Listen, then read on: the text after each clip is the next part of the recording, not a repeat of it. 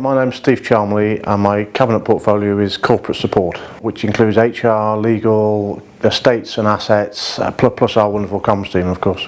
A typical day for me would be coming in, having various briefings on the portfolio, and depending if it's a cabinet day or other days in the week, we could have decision-making sessions and then maybe site visits or whatever it may be. Every day is very different and it varies a lot, certainly in my portfolio anyway. I cover the Whittington division, which covers the parishes of Whittington and West Felton over in the Oswestry area. Best part of the world. My role as a local councillor is very much as a connector. I'm putting people in touch with the people that they need to help them. So whether it's housing or grants for small community groups to get stuff for their organisation, it's very much that sort of role. And problem solving, if there's drains blocked or barking dogs or planning, etc.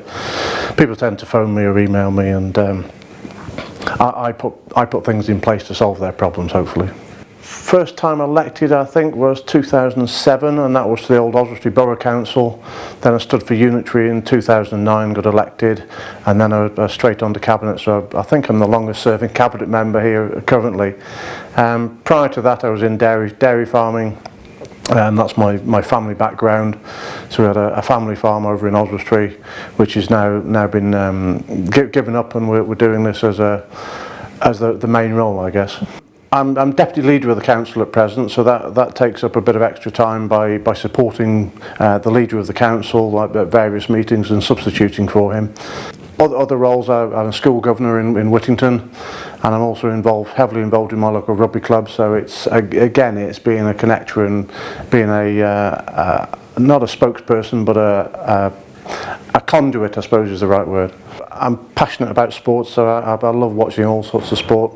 I still try and play rugby. I think somebody said you can see me clumping around a rugby pitch in the northwest most Saturdays during the season, and that is part of my job outside the council world. I act as a rugby agent, so I run an online recruitment business for rugby players, bringing them in and out of the UK, all across the world. So it makes for an interesting lifestyle, and I enjoy the council life, and I enjoy life outside, and keeps me happy. So. Oh, an interesting fact, yeah. I think the one that springs to mind is, and again it's rugby related, was I hit the headlines, so I was on all the major papers on the back pages when I got knocked out by a fellow player whilst I was captaining Oswestry Rugby Club.